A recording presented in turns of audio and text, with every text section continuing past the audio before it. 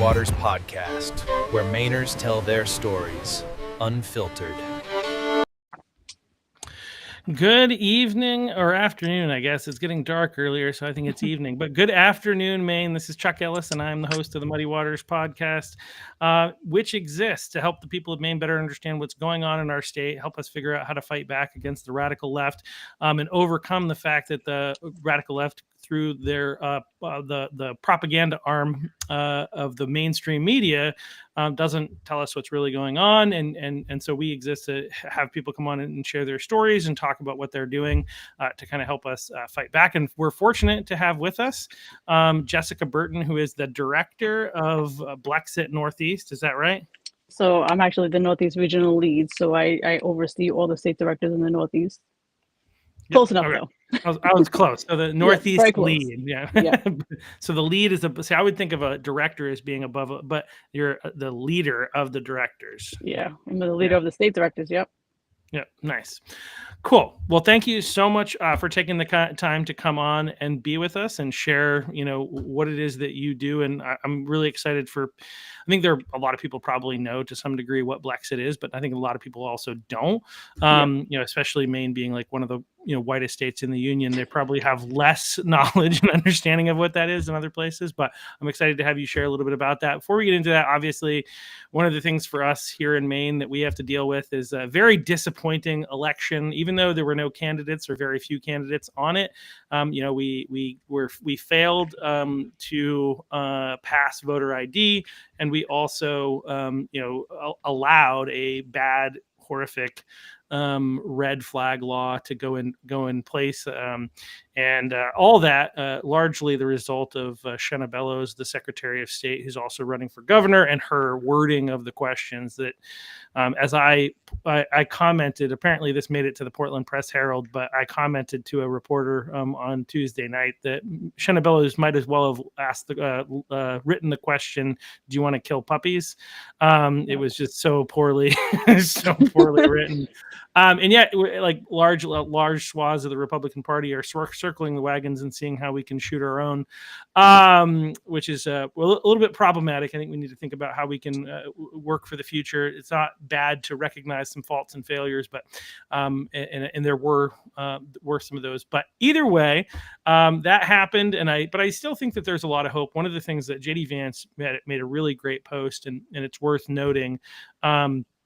That Republicans don't show up to vote. Now, we need to figure out how to get better at getting people out to vote. We need to listen a little bit more to what Maine Civic Action is teaching. But there is a lot of reason to hope that in a higher turnout election, which we will have next year, that we still have hope to win the House, the Senate, and the governor's race. Would have been much easier if we'd passed voter ID, I think. But you will get people to show up to vote. Susan Collins is going to be on the ticket, who either Janet Mills or Graham Plattner, whatever his name is, Plattner will be on the ticket. So there's going to be a lot of reason for conservatives to show up to vote, which I think will be really good. Will be good for our chances. But one of the things that I've been trying to highlight is everybody's very depressed and mad and angry and frustrated, is that there is hope, and that election is not indicative of the overall state of where the average Mainer is. And if we can get better at voter turnout, I think we'll do better. But that aside, I'm sure that was very interesting. Obviously, since you're over all of the Northeast, Maine's one of many states that you represent, so you can't be an expert in everything that's going on in every state. But once again, thanks for being here and putting up with my little diatribe there about what some of the things that are going on here in Maine. Mostly what I want to do is let you talk. People don't really care to hear from me that much, maybe a little bit, but they really want to hear from my guests more than me. So that's why, again, I'm thankful for you coming on. And I just want to start by giving you an opportunity to kind of share like who you are, where you come from, and, kind of lead into there, like, what is BLEXIT and why are you part of it? Which I think there's some connection there. And then I'll ask more questions, but I'll just kind of leave it off to you to go on that. And Yeah. So my name is Jessica. I am the Northeast Regional Lead for BLEXIT. I am a mother of four, healthcare worker. I am from Rhode Island originally. I lived in Maine for about 10 years in the Waterville area. My grandmother moved up there with her husband, who was a Vietnam vet. So we just kind of tagged along and, got to experience, Maine and see what it was. When I lived there, I remember it being pretty heavily Republican at the time. So, when I came to visit, a month or two ago, I was pretty shocked to see like the change, like the visual change that I had seen, um, you know, the rainbow crosswalks and stuff like that. I was very shocked. So, although oversee the whole Northeast, which would be Maine, Vermont, New Hampshire, Massachusetts, Rhode Island, Connecticut, New York, New Jersey, West Virginia, and Pennsylvania. It's a lot of states. I try to do my best to, kind of pay attention to the politics there because it affects my chapters. It affects the way that I help guide them. It affects the way I support them. Just to kind of gauge and see what they go through. So, I sympathize with you guys going through the no voter ID thing. We've dealt with that down here for a while now. Even before they tried to pass it as a law, they were just doing it. I remember working at the polls at one point 8 years ago and getting fake IDs and people trying to say, "Oh, I forgot my ID. Can I just vote?" Things like that because they expect it to happen. I think that we're in a pretty dangerous place. And what led me to Blexit was um, I felt like, I seen kind of some of the things that they were doing, and in Rhode Island didn't have enough uh, representation on the conservative side for the minority group. And I was just like, we need that here because I love my state so much that, I want to bring something different here. I grew up a Democrat. That's all I ever knew. That's all I ever saw. So I just aligned.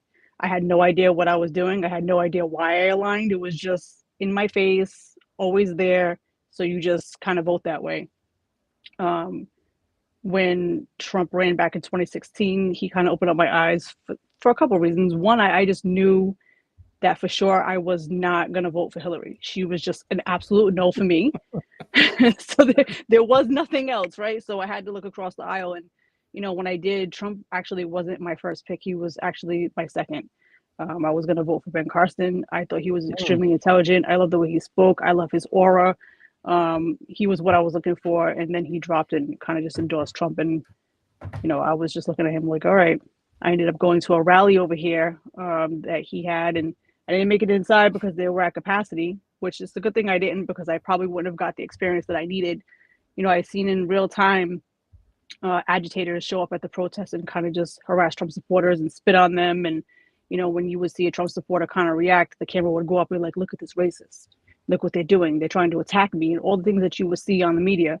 And I was just like, huh, seeing the same thing that you would see online that people perceive as racist from, our side, and you're seeing how it's happening. And I recorded some of these things and I put it out there for some people to see so they can kind of get an idea of what is actually happening. And I was just like, all right, well, now I'm intrigued. Now I need to know why everyone hates him so much that they would go to the level of pulling this. This is ridiculous. So then I just been, as they say, on the Trump train since.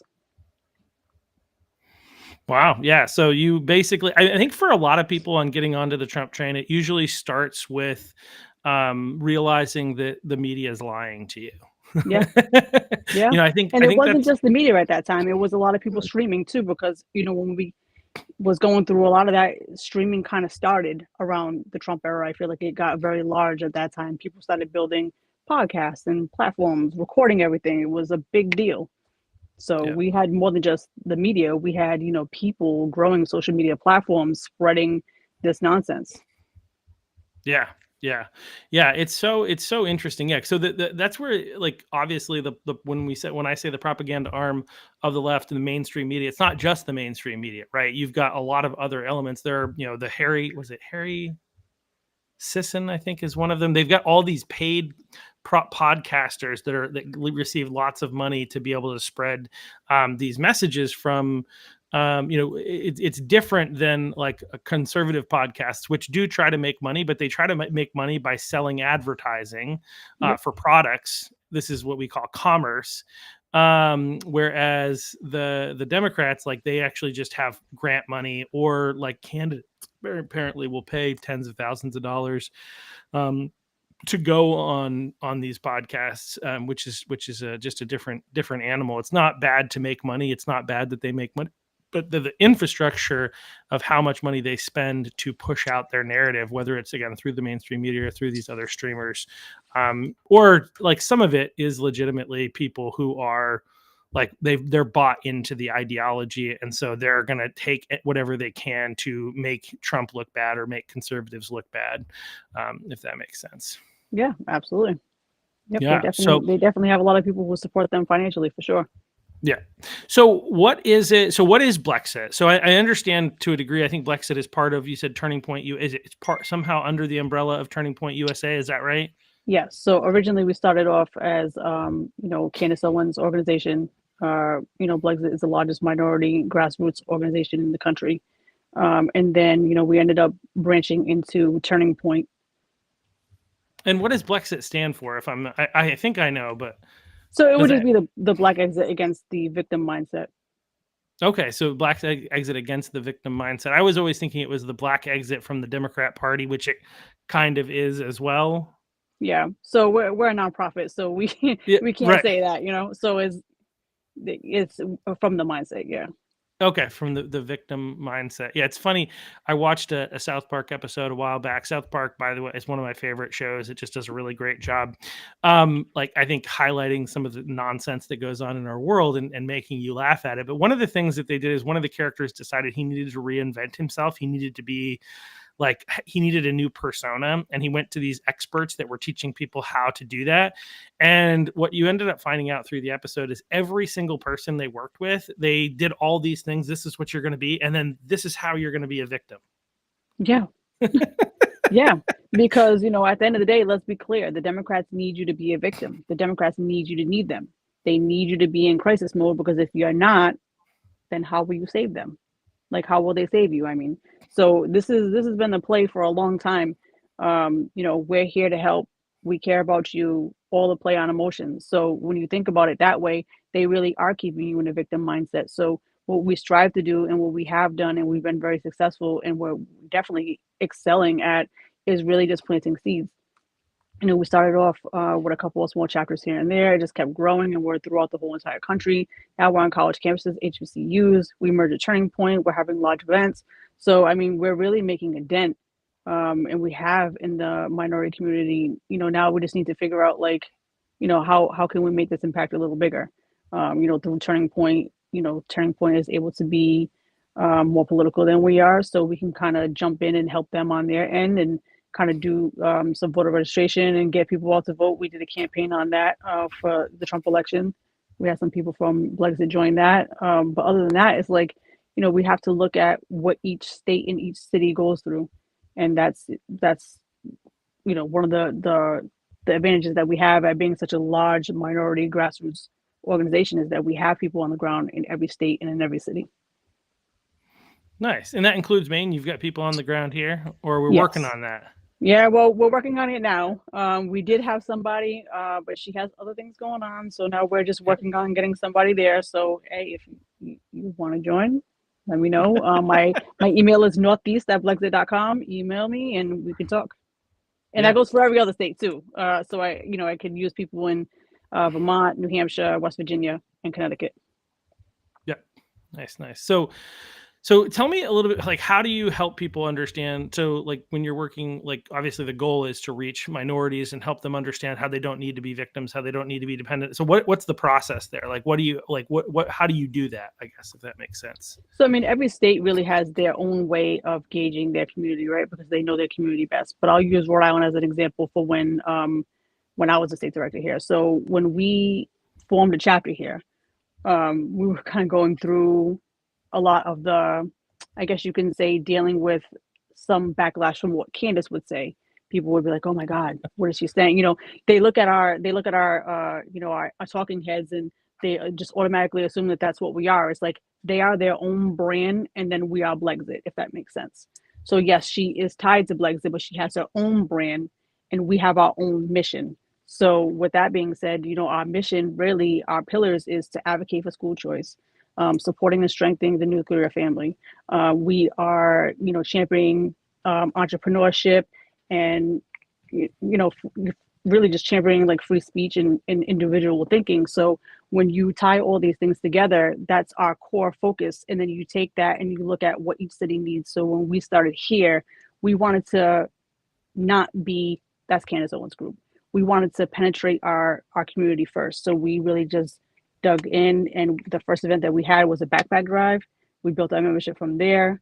We donated our time, even on holidays, to soup kitchens. We donated large amounts of food to the soup kitchens. So we were really in the community. So by the time that we would have events, we already built these relationships, and people, you can't say nothing about us because you've already worked with us. Now, what are you going to say? You've already, partnered with us. You already know who we are. So that's kind of like some of the things that we do, but we let our state directors in each state pick how they're going to gauge their communities, and they really do good work. We have some people in different states who are CPR instructors. They do classes for free. We have people who do book clubs. So, whatever it is that they feel like that they're going to host an event to kind of just bring people in, and then you start having those other conversations. You never just go in and say, yeah, well, we're conservatives. This is what you should be thinking.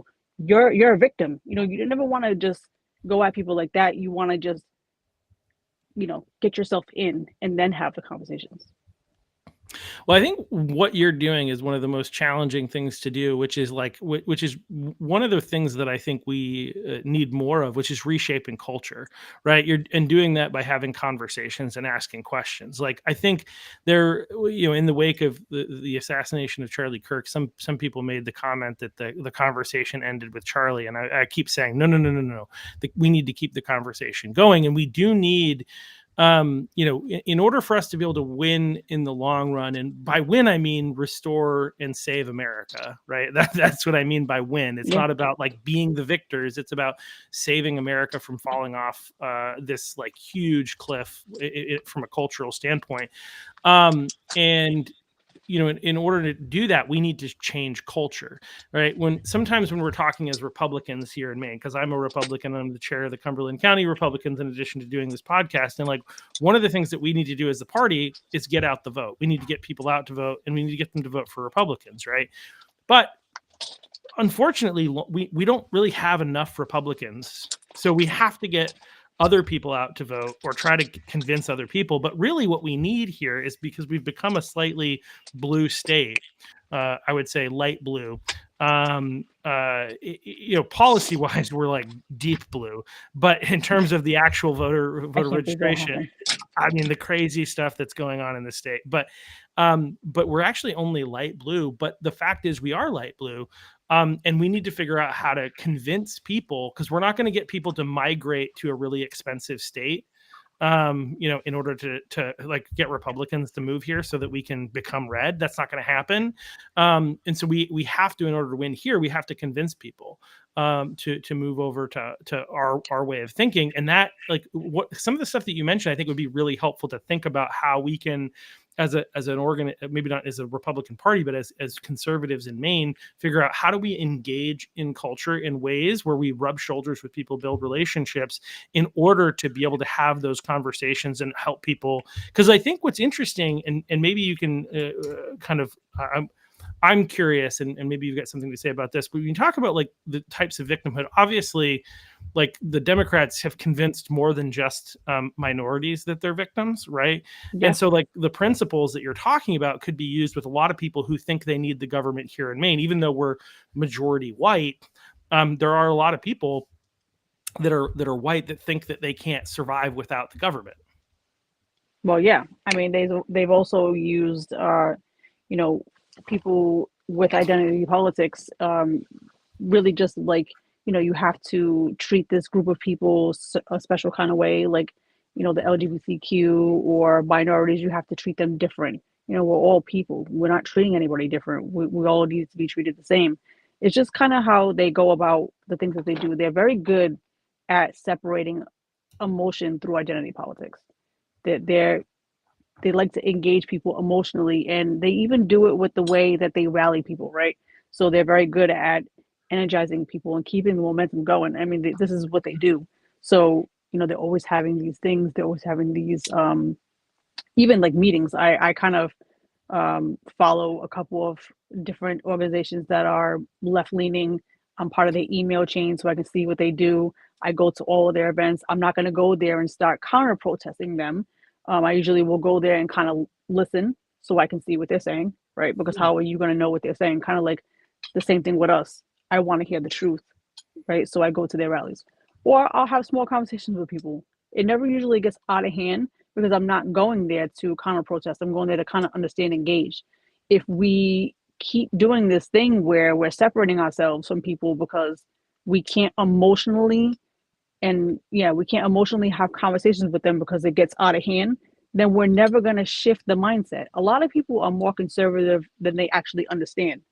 And see, this is the thing that we're seeing, especially with the younger population and the HBCU campuses, is that when we start having these conversations and keeping a level head, we're actually getting people to really understand, like, you're not a Democrat. They're building you up off of emotion. And when you see only one representation, then that's what you think. You think that you align with them, that this is where you belong.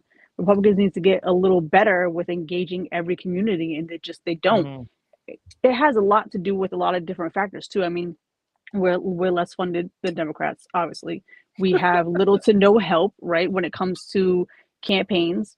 This is just the things that happen. So we like to sit back and say, well, this person could have did more, and that person could have did more, and that this election could have been a different thing. But we also need people to get out there and help volunteer. We also need people to donate. So there's a lot of factors here that Republicans they kind of just sit back and just like, yeah, we got it. We got it. Trump's our president. He's going to save us from everything. No one is saving us from anything. We have to save ourselves from everything. And, Trump is not going to be in office forever. And these people are gearing up to take over all the states so that way they can take over the presidency next. So if people really don't think about what's happening and see like what just happened, with your election, what happened in New Jersey, what happened in New York, what happened in California, we're trending in a bad direction. When we look at the numbers, the way that Trump's votes grew, we should have seen a change somewhere, and we've seen a change nowhere. People could say and make excuses all day long. Well, those are blue states. Why are you surprised? We're surprised because Trump's numbers changed a lot. So that showed new voters. So when you see new voters, especially on the Northeast, you're expecting to see some type of positive change in the flip of governors or mayors, or even, with your election, some policy changes. And we're not seeing that. So we should be very mindful about what's happening and what we're not doing. And I mean, not just candidates, not just the GOP, but people in general. No, I think you're spot on. I think, one of the things I wrote a little article on my Substack about, and one of the elements of it, I should say, is that Trump is not going to save us here in Maine. He can't actually. He's in the middle. So you're again spot on. He's got 3 more years, right, to be president, and then after that we don't know. Obviously, we hope. Like maybe JD Vance gets elected, right? That's what we hope happens. But as much as I love JD Vance, is he going to be able to get out the vote as well as Trump did? Like Trump was a mastermind at getting people out to vote for him and also getting people to vote against him.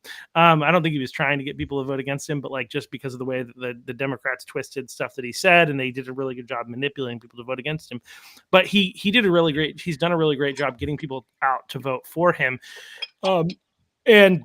And we're not going to have that in 2028. And so like he's giving us an opportunity. He's giving us a chance. We have an opportunity to save our country, but he can't do it for us. He is not Jesus. He is not the fourth member of the Trinity, right? He is not going to rescue us entirely, and he can't fix everything by executive order. That's the reality. I mean, he's in a tight spot right now, and he's battling and working as hard as he possibly can to give us an opportunity. We have to make the most of it in order for us to be able in order to save our country. Like we're still like the victory. It's not over. Like his win in 2024, maybe you could argue if we compare that to World War II, that's like we've landed on the beach of Normandy, right?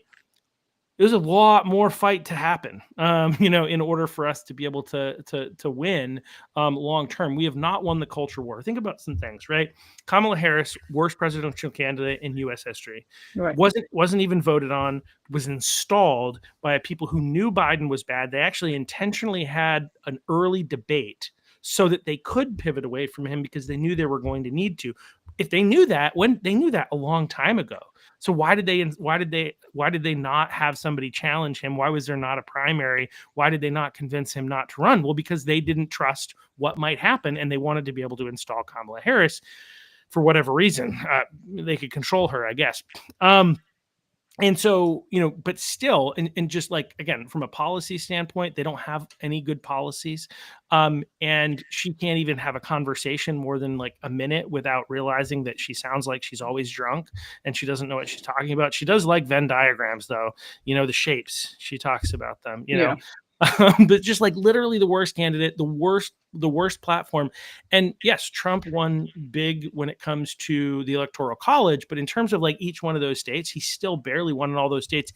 And the amount of effort that not only by him, but Charlie Kirk, in the Turning Point people, and you were probably doing some stuff at the time because you were volunteering with that, but like what Charlie Kirk did, not only with Turning Point USA across the country and the stuff he was doing in social media, but also his bringing the RFK endorsement. Trump doesn't win without that, right? Trump doesn't win without the likes of Tulsi Gabbard coming on board, Elon Musk surviving the assassination attempt, obviously, and Scott Presler in Pennsylvania. When you put all that together, there's so much time, energy, effort, and work to win that race that we're still in a really challenging position, and we need to change culture, not just try to get people out to vote. We do need to get people out to vote. That is actually one of the big takeaways. How do we get more effective at getting people out to vote? And you said a number of the things. It's like we need to give money, and we need to give of our time. We need more people to be willing to volunteer, and we need more people to be willing to open up their checkbook and say, it's for the sake of our country, this is necessary. But we also, again, some of the tactics I think that you're doing is like, and I was meeting with some people here in my hometown of Westbrook. And we were talking about like some of the people are like, oh, I need to get involved in this and I need to so there's a number of things in the community. This is how we build relationships with people in the community. And we find common issues in the town that even if these people don't currently agree with us on big picture politics, they might agree that like we should help, get clothing to kids in school who can't afford it. And this is a way to build relationships with people in the community. And then through that, we might be able to influence them, down the road. But that it's a long-term, big picture approach that is going to win back this culture. It's not a quick and easy Trump executive order that's going to require paper ballots and photo ID somehow, which is what some people seem to believe is going to fix our nation. The problem with our nation is partly those types of things, but it has a lot more to do with the fact that the Democrats have a stronghold in people's minds in that victim mentality that they think they need the government to fix their problems. Well, yeah. I mean, one of the biggest things, like you said, that helped Trump out, Trump made himself extremely relatable during this past election. I mean, even with his arrest, he identified with people who have been formerly incarcerated. So, people were looking at this man like this guy just was arrested and he's got 34 felony counts against him and he's still not going to stop. Like that made him super relatable to a demographic that, he probably never would have reached before. And I think through that, he really kind of opened up and started talking about prison reform. And that's when he really started pardoning more people, because he realized that is an issue. So, kind of like what you said, you do need to not divide yourself away from people who don't think like you. You do need to penetrate the other side, even if it means working with them with common things like, yeah, people need clothes, right? People need food. You're going to see each other at a school board. There's no reason to be yelling at each other. You can disagree, respectfully, because if you don't, that shuts down everything, right? And then now you're never gonna have these conversations, and you're never going to, like, half of these people don't even understand why it's a good idea to let little boys and girls bathrooms. They just like, we just got to do it, right? Because it's what they're telling us to do. We have to be, accepting. No, we don't have to be accepting. These people want special treatment. So if you want special treatment, we'll give you your own bathroom. That's the option here. You don't belong in a bathroom with little girls.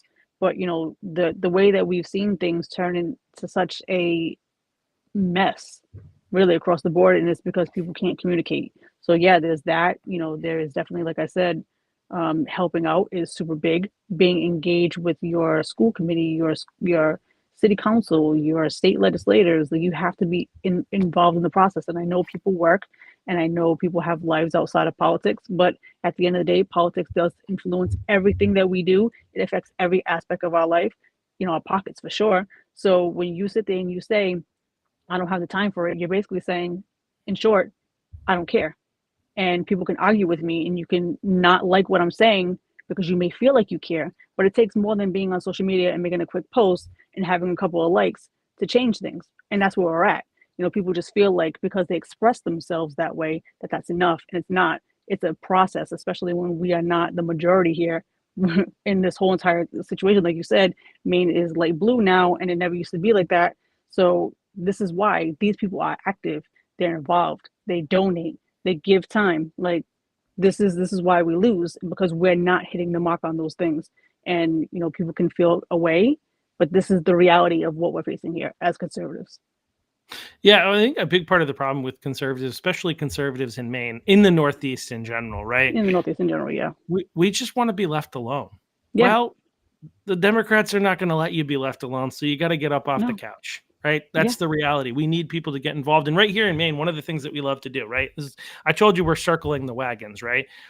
All these like Republicans and Republican-leaning independents are just like blaming different people, whether it's the main GOP or whether it's the dinner table or whether it's whatever, right? They're blaming somebody for the fact that we lost on these things, right? But are they involved? And my favorite is when they blame the main GOP. I'm like, are you a registered Republican? Okay, you're the main GOP. Right. And if it's not going the way that you think it should go, you need to do more than, as you said, like be like, I think some people use the word armchair quarterback, or I think Monday morning quarterback is the other one, but just tweeting or making some posts in social media or whatever, that's not going to change things. We need people to be involved. One of the things that the Democrats doing exceedingly well in their get out the vote efforts is they have people going and collecting ballots. There's a legal in the state of Maine, quote unquote, it's not ballot harvesting, but that's essentially like it's a legal form of going and collecting ballots from people. So, one of the things that we could do is focus on low propensity voters who don't vote in a lot of elections, but are conservative, are registered Republicans, and reach out to them and try to have them request absentee ballots. And then once they've got the ballots, we can get people who are notaries be able to go and pick up those ballots and bring them to the drop box. They can pick up to 5 ballots per notary each drop, essentially. And so there's a way, there are tactics that if we have people who are willing to volunteer, that we could do that would make a difference, but people want to just talk on the internet or go to a meeting that once a month and think that that's going to change the world, and it's just not. We need activists. We need people who are willing, and actual in real life activists, people who are willing to go to school committees, as you said, and city councils and run for those races, because that's how we build our bench. So, but anyway, I talked too much already. So like, what is it for you, obviously, as like, I think you kind of mentioned that you realized that there were some lies and you didn't like, but what is it about, the liberal ideology that is lost on you, or what is it about conservatism that won you over outside of, I think it has more than to do with Trump. And initially you said Ben Carson, but like you're in one of those demographics where not only are you a woman, but you're also a minority, right? So why are you like, you're not supposed to be conservative. So what happened? If that makes sense. So I just want to circle back on the ballot thing again, because we do ballot harvesting here. So, kind of what Democrats do is that, again, they're volunteering their time, their funding. They're not just picking up ballots. We actually harvest here. Also, what they do is they have people who are volunteering or paid on these campaigns, because they actually have money to pay people to run these campaigns, right? Because people are donating. You see where I'm going there? And they're picking people up because they realize that there's a gap, that people don't have cars. This is one of the reasons that they're not voting. So they've identified what is keeping people from voting, and they're meeting those, those needs. We're not meeting those needs. We're just telling you to get out to vote. And some people are so prideful, they're not going to tell you, well, I can't get to the ballot.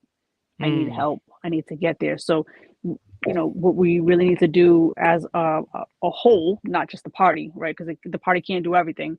People need to realize that there are these disparities that people are having, and we need to meet those needs. We need to go out there and collect the 5 mail ballots, or we need to help people get out to these polls. We need to encourage people that this is very important, and we're going to help you get there because it matters to us. So, going back to your original question, is what shifted me. I voted for Obama twice. The first time, I honestly believed in his, everything that he was saying. He sold me. He won me over. I thought it was great. The first Black president, first family in the White House, and then his second term, I was just like, all right, well, he didn't get a chance to fix everything, so I got to vote for him again, right? So I voted for him again, and I waited in line for so long because the lines were so long. And I'm watching him the second term, and I'm just like, I felt like that's when he shifted to be more of a celebrity, and that's not what I voted for. I started noticing that he was doing more things to help out a group of people that really didn't need help. I grew up with a lot of lesbians in my family. I grew up with trans people. When I grew up with these people, they, these were men dressed as women. In back in the 90s, the early 90s. Never did these people ever try to sexualize anything of anything. They, for me, I was probably like 12 years old when I knew them. They lived across the street from me. A lot of these people were my family's friends, and they shield you from that. It wasn't as open. They weren't taking me to drag shows. They like, get out of, this is adults, is what they would do. So, Obama kind of shifted this group of people into this protected class.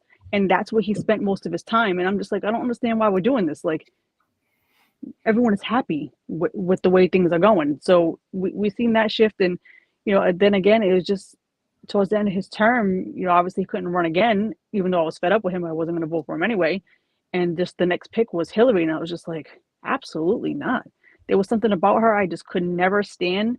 I never really knew how much of an evil person she is. And I'm saying that not that I know her personally, but I'm saying that just from her involvement as a lawyer, when I seen that she went out of her way to fight a case where a girl had gotten raped. And then we see how she supports abortion. And I'm just like, as a mother, I can't. When I was a young Democrat, I could say we never had conversations about abortion. It wasn't the main topic. It wasn't an issue. It wasn't, you should go and get one. You should use this as birth control.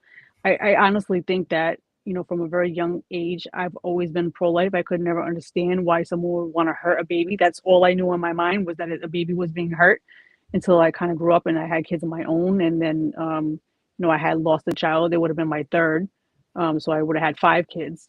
And I'm just like, as someone who has lost one, I definitely now can't see how you could purposely go out of your way to, terminate a child that somebody else is willing or wants to have or can't have. It just seems like such a selfish thing. And I couldn't vote for that. I could not vote for that. I could not support it. The Democrat Party had gotten so far out of control with things that we tolerated, but now we're celebrating.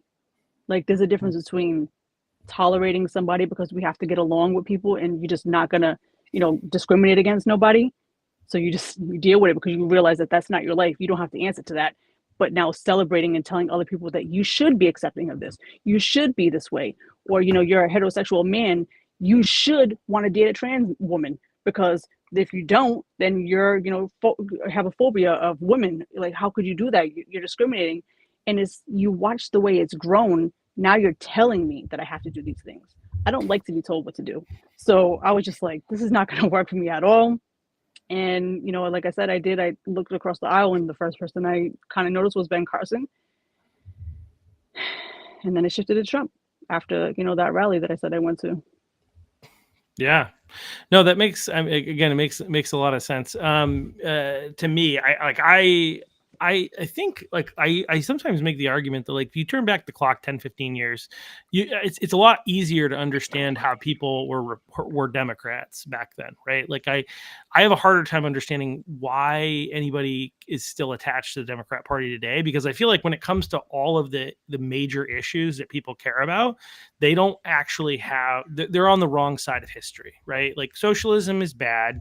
I know that people are just so tired of the current form of capitalism, and I could speak on that at length.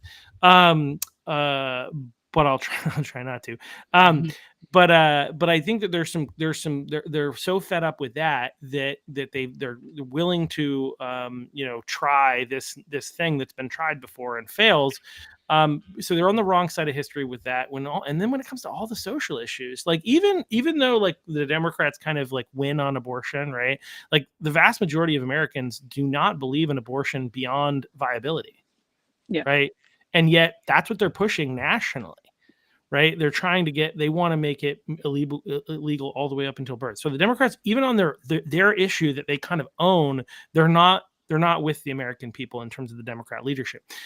But then when you come to transgender treatment of minors, like this, like, nonsense about forcing, like, biological males in women's sports, and bathrooms, immigration, economics, like, when you look at energy in particular, the climate crisis that now, Bill Gates is saying, oh, well, I guess this won't destroy humanity. It's like, okay, yeah, we're going to survive. And it's not really as bad as you're saying it is anyway. But when it comes to, like, all the issues that I think matter to most voters, and I'm probably missing some, well, anti-war, like, I think we would want less war. So foreign politics, like, I think the Democrat Party is the party of war. So when it comes to all these things, like, they don't really have, I don't see what they have that's appealing. What they have that's appealing is they know people don't have time to research, Yeah. right? So they're definitely playing on that. They have a ground game. They have a way to, different colleges. They have an ear. So what they're doing is they're going to go play on emotions.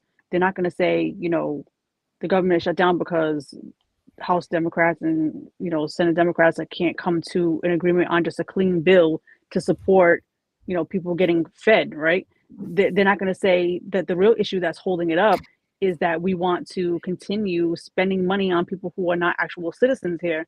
They're just going to say, Trump doesn't want you to have food stamps. Trump doesn't care if you eat. And this is what the people are taking because they see that there's no SNAP. So they're just, oh, wow, okay, well, Trump obviously doesn't care because they're just going to think that he can override it all. And that's not true. The same thing with abortion. They're not going into, you're killing a baby. They're going into, this is your body. Nobody can tell you what to do with it. You don't have to have a baby if you don't want to. Everything is so expensive. How could you even afford a baby? Right? So you have this option. We're going to support you on it. It's not even a baby.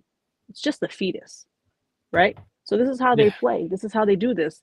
And they're not going to go into, the real meanings of anything, right? It's just they're going to dance around it and they're going to find out how they can explain this to you.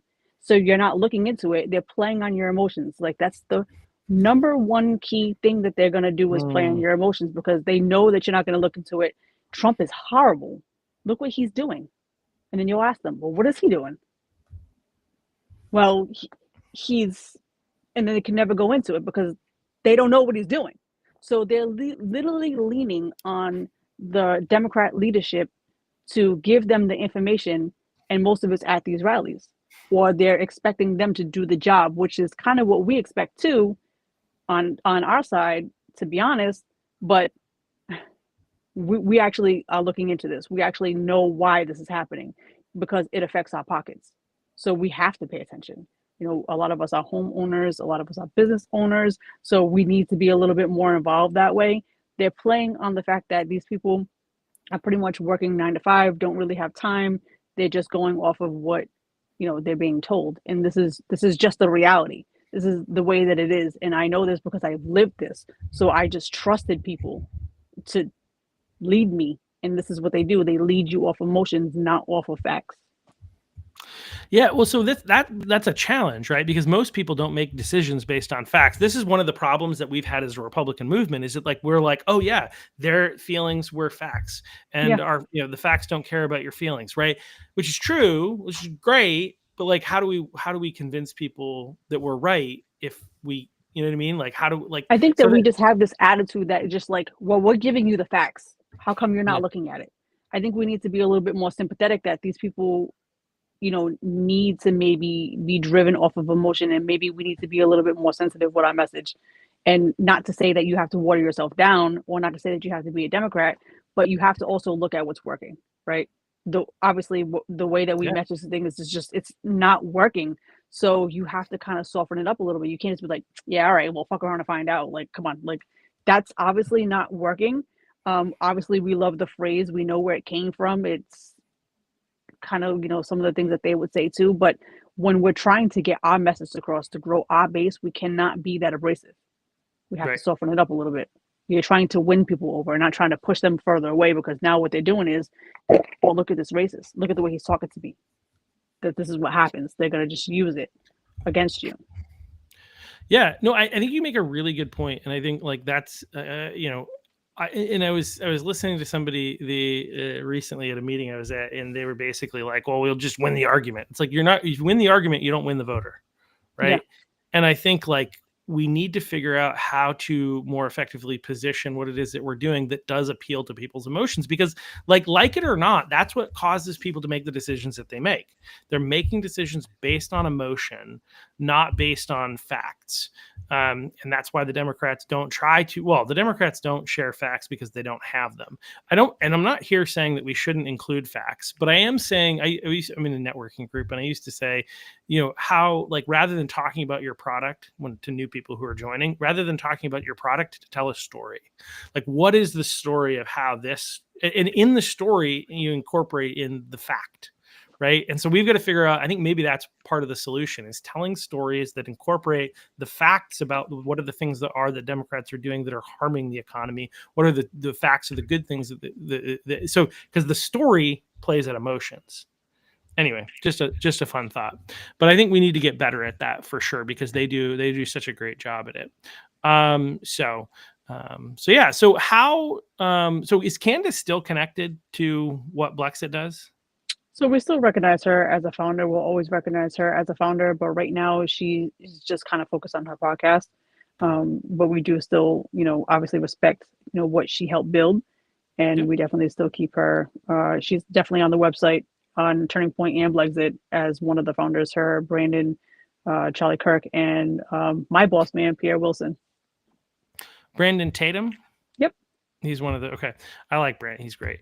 But she's not in any official leadership capacity in the organization. This I is mean, just a question. Brandon's not either. He's not in any, official But these are leadership the founders. capacity Okay. either. He's just recognized as a founder as well. So, Yeah. really, kind of when we merged with Turning Point, it kind of got handed down to my boss Pierre Wilson. He actually started BLEXIT with Candace. He actually had the first, grassroots chapter. So he was really the one that was responsible for the chapters. Candace was pretty much the one that was like putting it out there. So really, rightfully so, now that BLEXIT has grown and it's based off of the chapters, it's the right idea to have Pierre be the one that guides us in where we're going. That makes sense. I don't want to throw too much shade at Candace, but she has kind of gone a little bit cuckoo. And so it's good that she's not in any official leadership capacity in my mind. Appreciate what she did in helping to found BLEXIT. What do you think? So there have been, I've talked to some people, and I just like, because in some sense, BLEXIT is like the anti-BLM, if that makes sense. You could make an argument. But there are some people that think that I think I disagree with this, but I just want to see what you have to say, because like there's some people that think, well, why are we even having a group that's separating out a group of conservatives and kind of making them go off and do their own thing based on identity politics? Shouldn't we all just be working together? And I think that there's a good response to that. I didn't prep you for this, so hopefully Okay. you're yeah. I got it. I got a response for everything you just said, actually. So Yeah. So I mean, so first of all, I'll start with Candace. When I got to meet Candace, it was only a couple of months into me actually being with BLEXIT. They had a leadership conference in Tennessee, and we all got to meet her. One of the biggest things that I've always held on to was, we always got a lot of heat for things that Candace would say, or even things that Brandon would say. And even when we merged at Turning Point, we got heat for the things that Charlie Kirk would say. And we kind of went into this a little bit at the beginning of the, this podcast. So one of the biggest things that she said was, you don't have to answer for me. I'm my own person. You guys are doing what you do on the grassroots level, and that's what you focus on. And that's kind of how I always gauged everything, is that, again, Candace, Brandon, Charlie, they're all a part of the organization, but they all have their own brands separate from the organization. So we have to separate that. We all separate that, because we cannot carry the weight of the things that they say. We're doing a different mission. They're doing a different mission. I definitely would never like to compare myself to BLM, not even into try to counteract them, because that would mean that we would want to, compete, and we're not competing, because we're doing something completely different. They're trying to destroy the mindset and keep it even worse than what it started, and keeping people in a victim mindset to not grow outside of what they think that minority conservatives should be. We're trying to get people to think outside of the box and grow people to, stay in your families. You don't have to be separated. We want a nuclear family. That's what strengthens America. You have to have a father and a mother in the home. They're like, well, you're a woman, you don't need a man. We're not doing the same things. So we will never compare ourselves or even try to compete with them, because again, we're doing something completely different. Yeah. That makes sense. Yeah, I do. I think what I mean by that is, I think you're doing, they're taking the issue of race, and they're doing the exact opposite. They're trying to make people stuck in victimhood, and we need to be rescued by the government or by taking money from white people, rich white people, whatever it is, right? That the response, or we need to get rid of the police. Your response is, no, we need to free people from the government and help them understand that they don't need to be a victim, right? So it's like there's the good side of an issue and the bad side, but you guys do. I really like I used to work for a campus ministry, and they had segments of the campus ministry that focused on people from different backgrounds, whether that be some of it was race related, some of it was sports related, some they had different or sororities and stuff like that. So there are different segments of groups of people that people fall into, and I think it makes sense to recognize that there are different challenges that you face. I have a friend who I go out and put stuff up.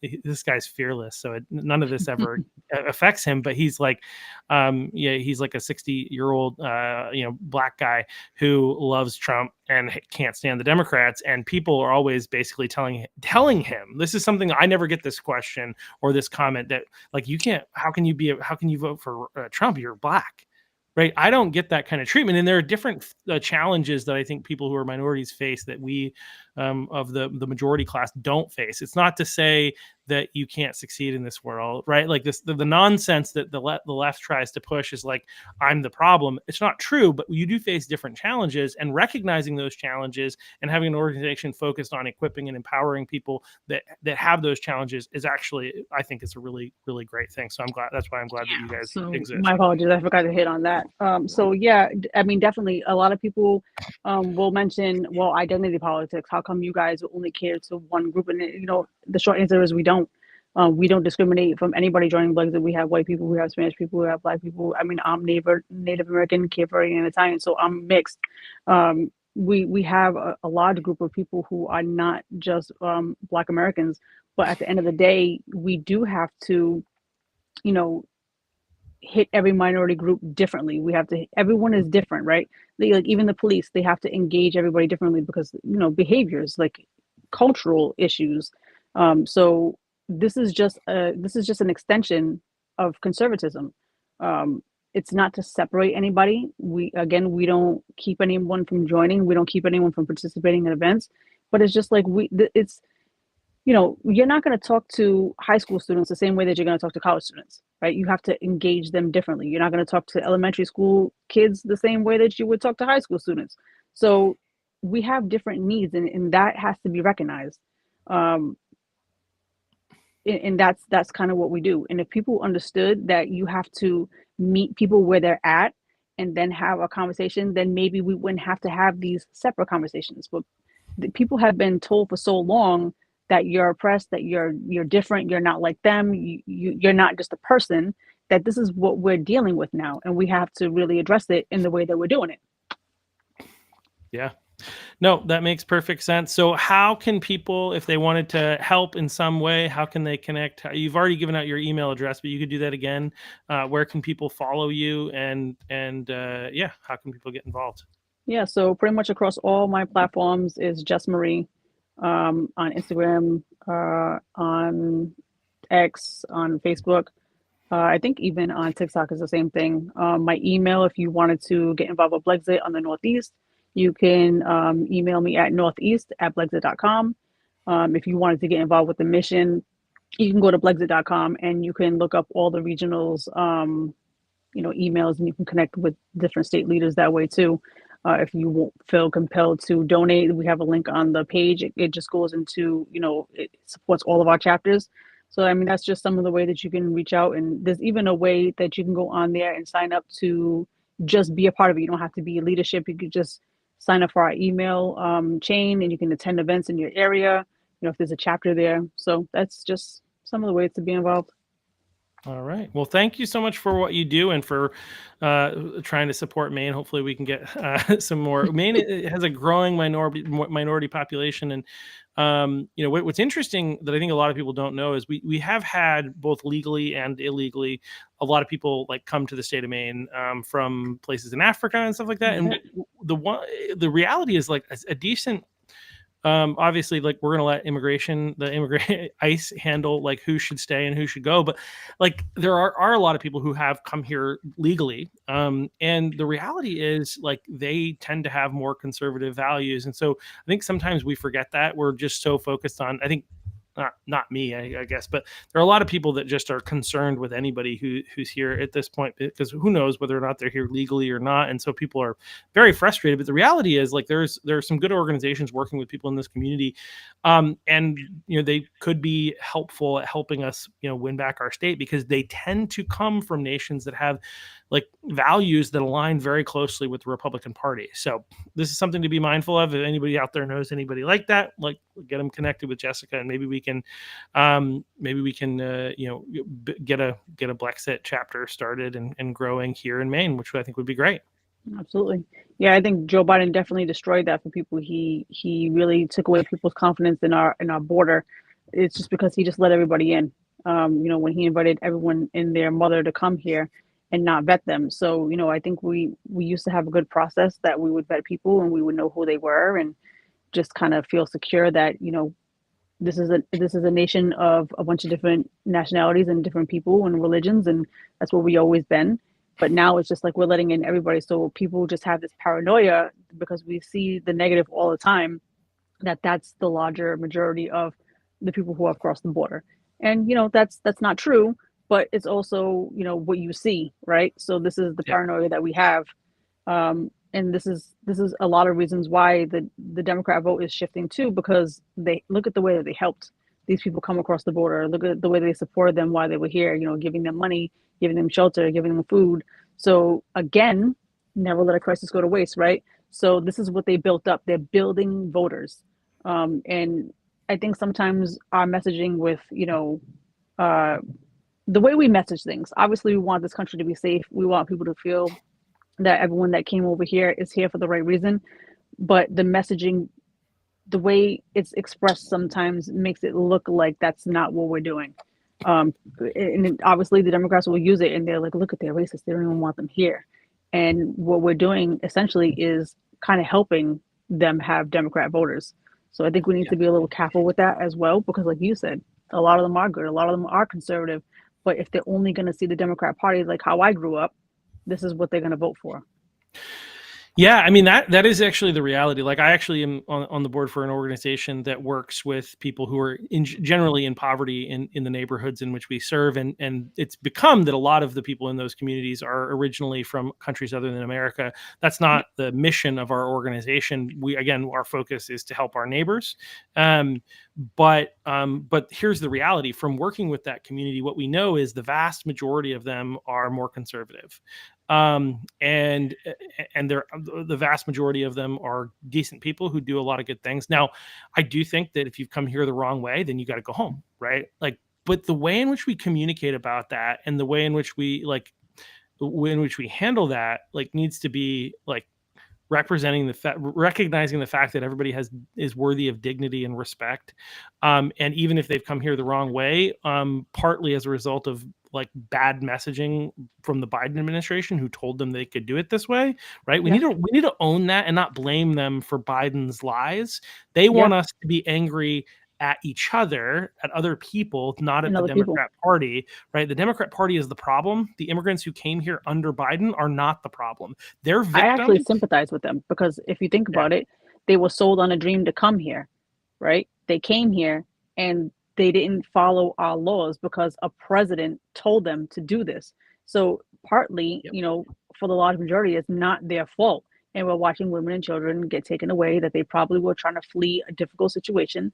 And it's because of Joe Biden and his administration that this is happening. So I think that we need to be a little sympathetic and realize that it's not their fault, and that it's Joe Biden's fault. And what we should do is have a little compassion in helping these people out. Because again, these are people, right? Yeah. They were told to come and they came. So, this is what we have to deal with. But again, never let a crisis go to waste, right? Because this is the problems that they created, and look at the way it's being handled. Yeah, well, I think that's a really like astute point, right? Like we shouldn't, like, again, they're not the enemies. The enemy is the Democrats and the ones who did this, that used them as pawns, that lied to them. And yes, did they do something wrong? Should they have maybe done some more research? Probably, yeah. However, like the bigger issue is not them. And even though we do think that some of them should need to go back home, like we shouldn't like be gleeful in that reality for them, because they're going back home to a really challenging situation and they were lied to, which is what brought them here. And if they knew that they were going to get sent back home, they probably never would have come. Right. And so like we need to make sure, I think as I'm reminded of the Katniss from the Hunger Games, where Finnick is telling her, remember who the real enemy is, right? Like the real enemy are not the people who have come here. So there are some, and this is part of the problem. Part of the reason that we part of the reason we have an immigration process, one is that we only have so much infrastructure to be able to handle so many people. So one, we can only take in so many immigrants each year in order to be able to not like be in a situation like we are now, where we're 5.5 million housing units shy to house the people who currently live in our country. So that's one of the reasons. The other is to make sure that people assimilate. If we bring in too many people all at once, they won't assimilate. We need them to assimilate in order to have a healthy, cohesive culture. But the other reason, and this is the part that I think these are the elements that I think are important to understand. We tend to be highly focused on the fact that we also want to be able to vet people before they get here, and that's what we missed out on. And so a whole bunch of criminals came in with a lot of really good people, right? Yeah. And so we're blaming the good people for the stuff that the administration did, and that negatively the awful stuff that's being done by those criminals, right? And we should be blaming the criminals and Biden and his administration, not the other people who were basically hoodwinked by the Biden administration into coming here. Do they need, again, I'm not saying that some of those people don't need to go back home. But what I am saying is, like, they're not the problem, and we need to like be very careful in certain segments of the conservative movement to fall into racism. Part of the problem we have here around this, just so you know, since this is a region, and you probably know this from other segments, but by bringing in large swaths of people from different parts of Africa. And then this is the other part that's really dangerous, having the different standards for the white kids versus the African kids, right? And giving them more leeway and having stronger like restrictions basically on the white kids. You create an environment in which you're breeding racism, right? Like, because people are frustrated about, again, one of the things you hear people in Maine, like they're frustrated, we're giving all this housing to illegals, right?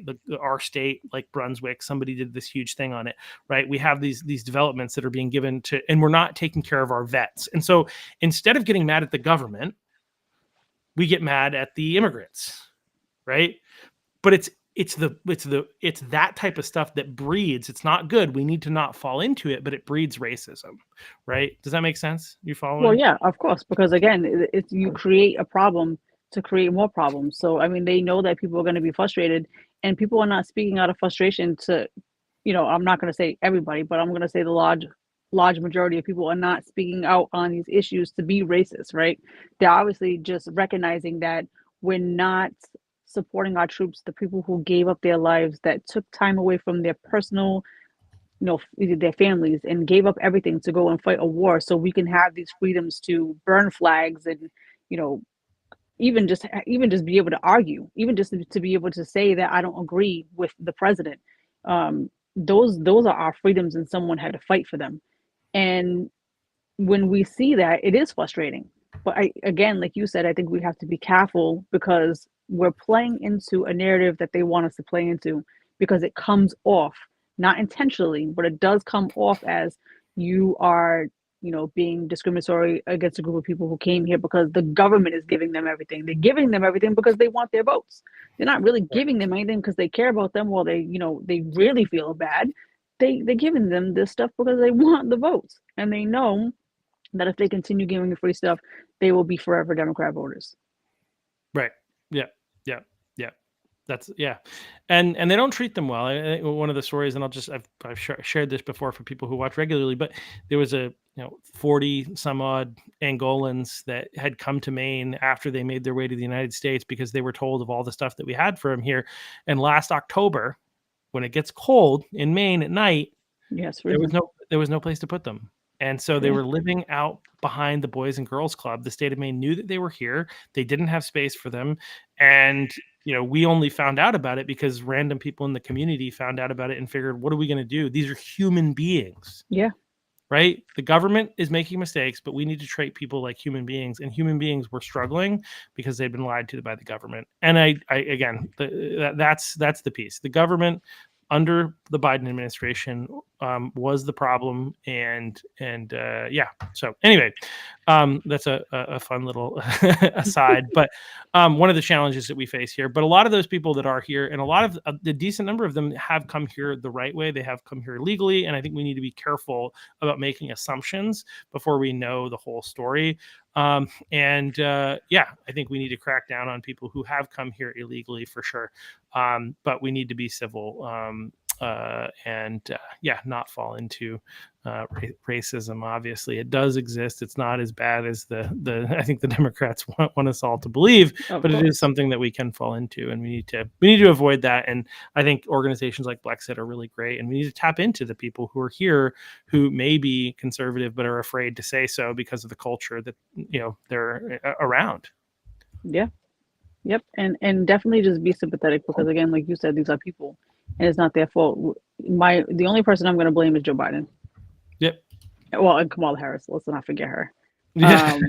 Because at the she could have at least did her job. She could have.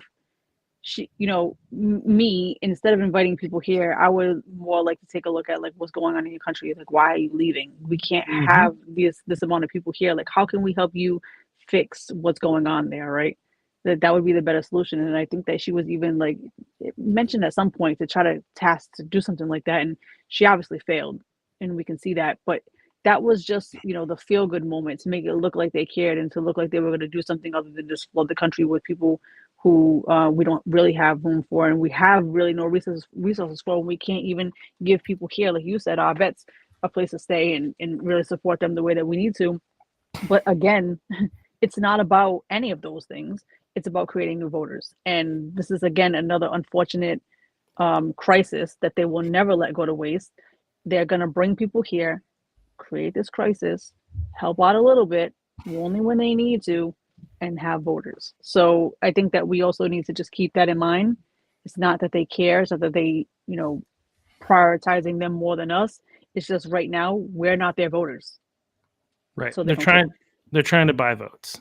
That's what it is, right? Yeah. Yeah. So, well, yeah, no, I think that it's so. Well, thank you again. Thank you so much for coming on. It's been a great conversation. Hopefully we'll have you on again at some point in the future. But glad that, there's all kinds of different groups of people that are trying to help shift our country into a more conservative way, or at least get free people from trained thinking and give them the opportunity to actually think for themselves and not be a victim. I think is what BLEXIT focuses on. And you had kind of mentioned too, and I want to highlight this: BLEXIT is nonprofit. And so it's nonpartisan. However, you as an individual are allowed to be partisan. And one of the things that I think a lot of people don't understand is, so within Turning Point in general, there are several different arms that are nonprofits. So the Turning Point Turning Point Action is the political part. So we have Turning Point Faith, we have the high school chapters, we have the college chapters, and even within BLEXIT, we have the grassroots chapters, we have the high school chapters. The college chapters, excuse me, and we have the faith division. So yes, we have multiple arms of Turning Point. The larger majority are nonprofit, but then we have Action that's able to kind of handle all our political stuff. Right. So nothing that you do as part of BLEXIT is specifically getting out the vote or promoting candidates or anything. So we can do like get that. out to vote. We can do get out to vote. We can do initiatives like that as long as we're not specifically endorsing one person. So we're not going to endorse anybody. We're all allowed to obviously work in our own capacity. We're allowed to have our own opinions separate from BLEXIT. But when it comes to talking anything slightly politics, it's nonpartisan. Is definitely we can kind of even lean on conservative values because they are biblical values really at the end of the day. And we talk about having our Christian beliefs, most of us anyway. But yeah, it's really just pretty simple, just not endorsing anybody or any particular party. Yeah, no, that makes sense. And yep, so yeah, so that element, Turning Point Action, is the only and we don't have Turning Point Action here in Maine. So we do have another organization called Maine Civic Action, which is a place that if you're interested in, outside of your committees and stuff like that, getting involved in action, that's a great place to do it. So yeah. Well, thank you again for coming on, and of course we'll see, and everybody else, we'll see you back here. This was supposed to be this last Monday, got canceled unfortunately, but a teacher, Lauren Grenier, who has pushed back against one of her former school district for forcing, children to use pronouns that they didn't understand and things like that, is going to be coming on the podcast to kind of share her story. She's left that school district and part of a new one now, but she'll be here with us on Monday. So we look forward to seeing you all then. Should be fun. All right. Thanks.